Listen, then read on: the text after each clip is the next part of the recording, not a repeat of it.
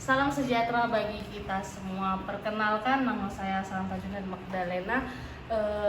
NIM saya 860666539. Di sini saya akan memaparkan tentang tugas yang diberikan oleh tutor Ibu Ika Vanesia Siagian, SPD MLI dalam mata kuliah Filsafat Ilmu.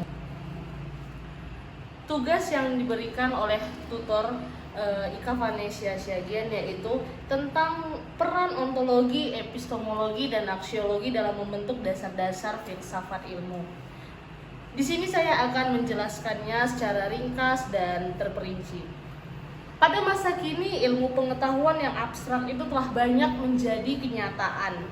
Peran ilmu pengetahuan tertentu tidak lagi dijadikan sebagai barometer tertentu dalam pengembangannya, tetapi lebih kepada hubungan interdisipliner dan intradisipliner dalam memandang suatu fenomena kehidupan sebuah solusi. Dengan kata lain, ilmu alam dan ilmu formal yang dahulu menjadi sorotan sekarang telah beralih kepada ilmu-ilmu terapan dan ilmu-ilmu sosial.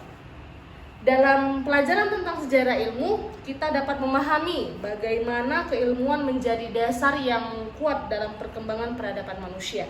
Perkembangan itu dilandasi oleh pencermatan ontologis, epistemologis, dan aksiologis. Ketiga hal ini akan memberikan akibat yang positif bagi sejarah perkembangan ilmu pengetahuan. Yang pertama, ontologi. Ontologi merupakan salah satu cabang utama dalam filsafat yang membahas tentang yang ada atau hakikat kebenaran. Kedudukan ontologi dalam filsafat. Ontologi berada pada posisi inti bersama dua cabang utama lainnya, yaitu epistemologi dan aksiologi. Ontologi itu menjawab pertanyaan apa yang benar-benar ada. Tanpa ontologi, filsafat tidak memiliki pijakan untuk menentukan objek kajian. Peran ontologi membentuk dasar filsafat. Yang pertama, yaitu untuk menentukan hakikat realitas, yaitu ontologi membantu menjelaskan apakah realitas itu bersifat materi, spiritualitas, atau keduanya. Yang kedua, peran ontologi yaitu menjadi landasan berpikir filosofis. Yang ketiga, menentukan objek ilmu pengetahuan.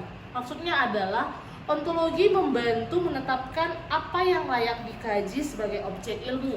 Misalnya, dalam ilmu sosial, manusia dipandang sebagai makhluk sosial. Dan dalam ilmu alam, realitas dipandang sebagai fenomena fisik. Keempat, ontologi memberikan kerangka sistematis, yang artinya ontologi menyusun kategori-kategori dasar seperti substansi, eksistensi, dan perubahan, sehingga filsafat menjadi sistematis dan terarah. Kesimpulan pada ontologi ini yaitu ontologi memiliki kedudukan sebagai fondasi utama dalam filsafat, yang perannya sangat penting karena menentukan apa yang menjadi objek kajian, karena menjadi dasar bagi cara berpikir filosofis, dan mempengaruhi cabang filsafat lainnya. Tanpa ontologi, filsafat akan kehilangan arah karena tidak memiliki dasar apa yang sebenarnya dibahas. Yang kedua, epistemologi. Epistemologi merupakan salah satu cabang utama dalam filsafat yang membahas hakikat pengetahuan, mulai dari sumber, struktur, batas hingga validasinya. Epistemologi memiliki peran dan kedudukan fundamental karena ia menjadi landasan bagi cara manusia memahami, memperoleh, dan menguji kebenaran. Peran epistemologi. Yang pertama yaitu sebagai penentu sumber pengetahuan. Rasio atau akal sebagai sumber pengetahuan dan pengalaman indrawi sebagai dasar pengetahuan. Dan yang kedua, sebagai penentu kriteria kebenaran. Dalam filsafat, pengetahuan tidak hanya diperoleh, tetapi juga harus diuji kebenarannya. Epistemologi memberikan tolak ukur seperti korespondensasi, kesesuaian dengan realitas, koherensi, dan pragmatis atau kemanfaatan praktis. Yang ketiga, membentuk metode berpikir ilmiah dan filosofis. Konsep-konsep epistemologi seperti empirisme, pengetahuan dari pengalaman, dan rasionalisme, pengetahuan dari akal, sangat mempengaruhi cara manusia mengembangkan ilmu pengetahuan. Yang keempat, menjadi landasan bagi cabang ilmu filsafat lain karena dalam metafisika misalnya dapat menentukan apakah realitas bisa diketahui atau tidak. Dalam etika, epistemologi membantu menjawab apakah nilai moral bisa diketahui atau tidak. Dan dalam logika, epistemologi berkaitan dengan cara berpikir yang benar untuk mencapai suatu pengetahuan. Dan yang kelima, menetapkan batas-batas pengetahuan manusia. Epistemologi mengkaji sejauh mana manusia bisa mengetahui sesuatu. Maka kesimpulan epistemologi yaitu epistemologi bukan sekedar salah satu cabang filsafat, melainkan dasar yang menentukan bagaimana filsafat dibangun, diuji, dan dikembangkan. Tanpa epistemologi, filsafat akan kehilangan arah karena tidak memiliki standar untuk menilai kebenaran pengetahuan.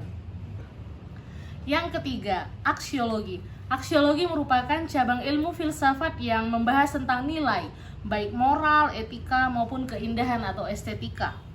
Peran aksiologi yang pertama, penentu nilai dan tujuan ilmu pengetahuan. Ilmu tidak hanya berfungsi untuk memberitahu sesuatu tetapi juga memberi manfaat. Yang kedua, sebagai landasan etika dalam pengembangan ilmu. Tidak semua pengetahuan boleh diterapkan tanpa pertimbangan moral. Aksiologi memastikan bahwa ilmu berkembang secara bertanggung jawab. Yang ketiga, memberi orientasi praktis bagi ilmu pengetahuan. Aksiologi menentukan bagaimana pengetahuan digunakan di kehidupan nyata. Dan yang keempat, membentuk kesadaran kritis terhadap dampak ilmu. Aksiologi hadir untuk menilai apakah suatu pengetahuan ilmu sesuai dengan nilai kemanusiaan, keadilan, dan kesejahteraan.